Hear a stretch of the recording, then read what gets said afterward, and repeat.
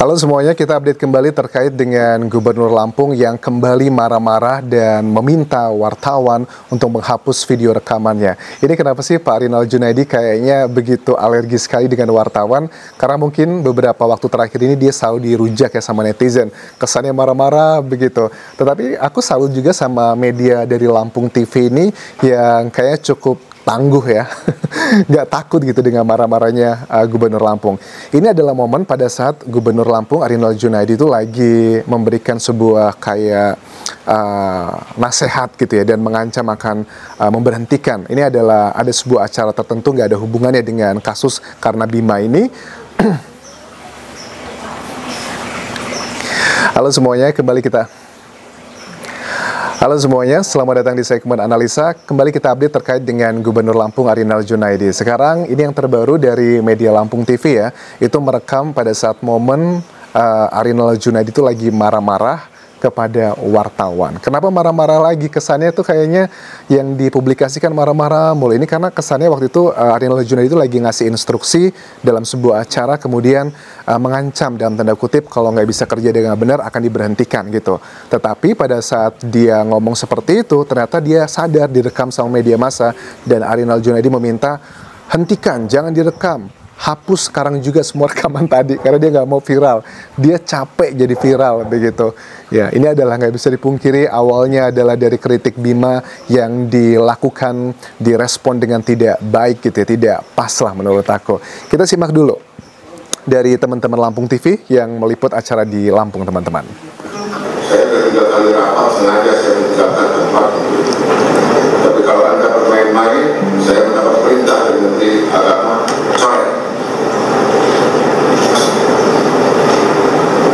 Jadi kira-kira dulu, hapus semua. Iya. Saya udah lebih pusing, saya sudah viral. Pusing viral mulu. Marah, jadi netizennya, itu kemarin saudara-saudara saya sendiri kok. Ini kamu awas ya, kamu kominfo ya? Saya Kompas TV, Pak. Kompas TV, Pak. Kompas? Iya. Nah, berbahaya ini. Iya, Pak. Iya, Pak. Saya bicara dengan keluarga saya semua kok. Iya, Pak. Mengecek hati supaya tidak diulangi. Kalau kamu ada jaminan, tidak apa-apa. Ya, kalau jaminan berangkat. Ya gitulah, jadi saya tuh ngomong dengan saudara-saudara saya sendiri, keluarga saya sendiri, marah-marah, ada jaminan dan sebagainya. Cuman ya, aduh, Pak Arinal Junaidi mungkin karena kan backgroundnya beliau itu adalah sebagai kepala, sekda ya, sekretaris daerah di Provinsi Lampung ya. Mungkin raja-raja kecil gitu ya, pokoknya tidak bisa dibantah, selalu semua orang mengikuti dia. Pada saat sudah mendapatkan perhatian nasional, ya tidak bisa seperti itu. Dan menurut aku itu tipikal gaya orang Lampung memang seperti itu ya, karena aku juga orang Lampung teman-teman, tanpa bermaksud merendahkan ya. Kesannya kan kayak marah-marah gitu, padahal itu biasa aja sih Pak Arinal Junaidi, menurut aku gayanya seperti itu. Karena dia lagi pusing, lagi apes aja, karena gara-gara kritiknya Bima yang viral. Sebenarnya kalau boleh being honest, being fair, kerusakan jalan di Lampung, isu korupsi, kolusi, nepotisme, itu tuh sudah sejak zaman Gubernur Syahruddin ZP, Ricardo ya kalau nggak salah, dan terakhir ini adalah dari Arinal Junaidi. Mungkin puncaknya adalah di sini karena kayaknya the universe conspires to help Bima, to help Lampung sih sebenarnya. Terus nggak hanya dari Gubernur Lampung sendiri, wakil gubernurnya pun Husnunia Halim atau Mbak Nuni ya, itu juga kemarin hari Senin ya, tanggal 15 Mei 2023, itu kan diperiksa di KPK Jakarta ya, untuk terkaitnya adalah laporan harta kekayaan penyelenggara negara atau LHKPN. Pada saat diwawancara sama media itu berbeda sekali Mbak Nuni sekarang kelihatan dia menjaga jarak dengan media. Dia cuma senyum, tapi senyumnya tuh senyum kesel sih kalau menurut aku, bukan senyum karena ramah. Mungkin dia tahu lah, waktu itu kan waktu kasus Bima awal-awal itu kan dia reaksinya begitu reaktif ya, memberikan komentar, klarifikasi A, B, C, dan D. Tetapi ternyata dinilai masyarakat reaksinya itu nggak pantas, nggak pas sebagai seorang pemimpin, makanya sekarang dia diem aja. Tapi kalau kita kembali mengenai laporan harta kekayaan penyelenggara negara, ini kan berhubungan dengan kasus korupsi kan ya. Kalau aku cek jejak digitalnya dari Mbak Nuni ini dia sempat diperiksa beberapa kasus, dia sebagai saksi peranannya ya. Ada beberapa kasus yang aku catat di sini. Pertama adalah di tahun 2019, Mbak Nuni itu diperiksa terkait suap ketua dan anggota DPRD Lampung Tengah. Oke, di tahun yang sama juga Mbak Nuni ini diperiksa terkait pengusaha Budi Winarto, pemilik PT Sorrento Nusantara, dan Simon Susilo, owner dari PT Purna Arena Yuda, atas perkara korupsi mantan Bupati Lampung Tengah, H. Mustafa.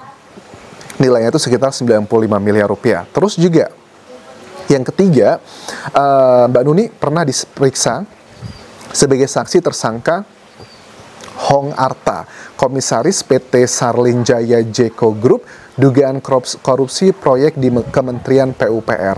Jadi ya kalian bisa melihat dari jejak digital ini yang baru ketahuan kan ya. Aku yakin lah dari kasus korupsi di Indonesia itu dari 100 yang diperiksa mungkin 1000-nya itu aman, nggak ketahuan. Bukan nggak ketahuan sih, karena ada kong kali kong sebagainya. Itu adalah pejabat-pejabat di Lampung. Terus kapan dong Gubernur Lampung yang akan diperiksa? Gubernur Lampung, kalau aku lihat dari keterangan juru bicara KPK, Al-Fikri, bahwa setelah Nuni diperiksa pada Senin kemarin, itu nanti Arinal Junaidi pun akan diperiksa terkait dengan LHKPN-nya. Tapi gini ya, untuk KPK juga aku yakin mereka sudah pada pinter, sudah pada ngerti bagaimana cara pejabat negara itu menyembunyikan hartanya. Mereka tuh menyembunyikan dengan cara, misalnya adalah modusnya mengatasnamakan aset yang mereka miliki dengan nama orang lain.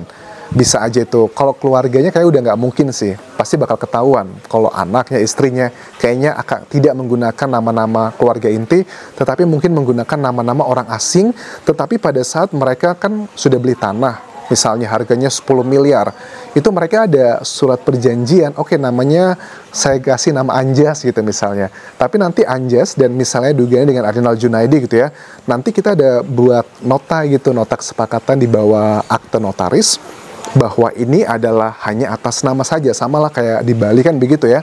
Kalau aku lihat beberapa teman-temanku di Bali, karena teman-temanku bule di sini kan nggak boleh bule beli tanah ya di Bali itu. Di Indonesia juga nggak boleh secara umum. Mereka tuh beli aset tanah gitu, tapi di atas namakan orang lain, orang Indonesia, tetapi mereka punya perjanjian sendiri di bawah akte notaris bahwa tanah ini hanyalah atas nama saja, pemilik sesungguhnya adalah saya, dan masih ada beberapa detail-detail yang cukup panjang alasannya. Itu memang sudah common terjadi. Jadi menurut aku, bagaimana cara KPK melakukan pengecekan LHKPN itu nggak cukup hanya melihat data-data aja, karena kalau sudah ngomongin soal data, itu kan Indonesia validitasnya agak sangat diragukan, KTP aja bisa dipalsukan. Jadi caranya gimana dong? Caranya adalah untuk masyarakat Lampung atau dimanapun kalian berada, kalau kalian ngerasa bahwa oh ini adalah aset miliknya Arinal Junaidi, oh ini adalah aset miliknya Mbak Nuni yang tidak terdaftarkan, kalian harus proaktif gitu, dicek nanti benar atau enggak. Kayak misalnya AKBP Akhirudin kan ya, ternyata ada hotel yang milik dia tetapi tidak dilaporkan juga ke KPK, itu kan diketahui karena laporan dari warga sekitar, itu miliknya Pak AKBP Akhirudin kok, sering ke sana, dan begitu pun juga berikutnya. Nah, lokasi-lokasi yang biasanya menjadi tempat pencucian uang begitu, yang paling banyak kalau di Indonesia itu pertama adalah Jogja, kedua adalah Bali, yaitu sih kedua kota ini adalah yang biasanya menjadi tempat pencucian uang. Makanya kalau aku lihat kayak harga tanah di Jogja, di Bali itu kan luar biasa mahal-mahal, dan kayaknya yang memiliki juga mayoritas bukan warga lokal lagi, tapi adalah sudah warga-warga pendatang, dan itu adalah yang biasanya terjadi teman-teman.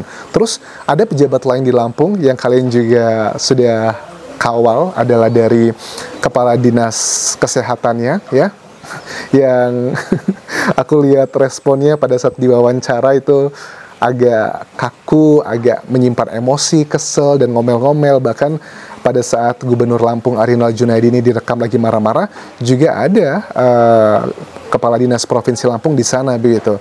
Yang menjadi bahan pertimbangan dan perdebatan di masyarakat Indonesia yang aneh gitu ngelihatnya, kenapa ya kok ibu ini bisa menjadi seorang Kepala Dinas Kesehatan Provinsi Lampung selama 14 tahun. Jadi Kepala Dinas itu yang menentukan siapa sih, Anjas? Yang menentukan adalah gubernurnya. Jadi kalau 14 tahun artinya dari zaman siapa dong?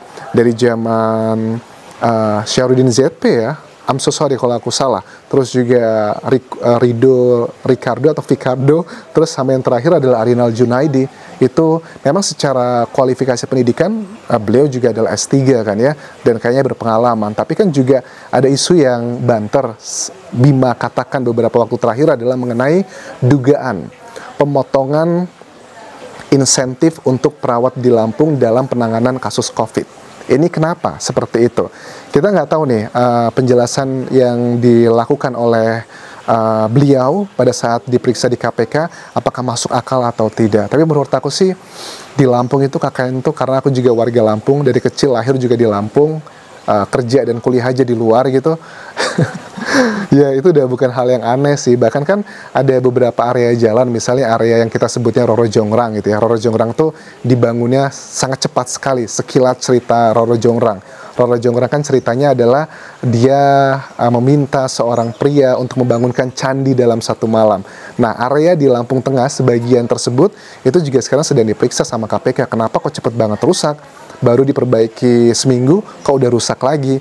Ya, selalu akan ada pro dan kontra. Tetapi kalau untuk jalan, menurut aku, ya ada beberapa faktor membuat jalan di Lampung terusak. Pertama adalah karena adanya dugaan korupsi. Misalnya kayak tadi aja nih, saksi tersangka Hong Arta, itu kan ada dugaan korupsi proyek di Kementerian PUPR.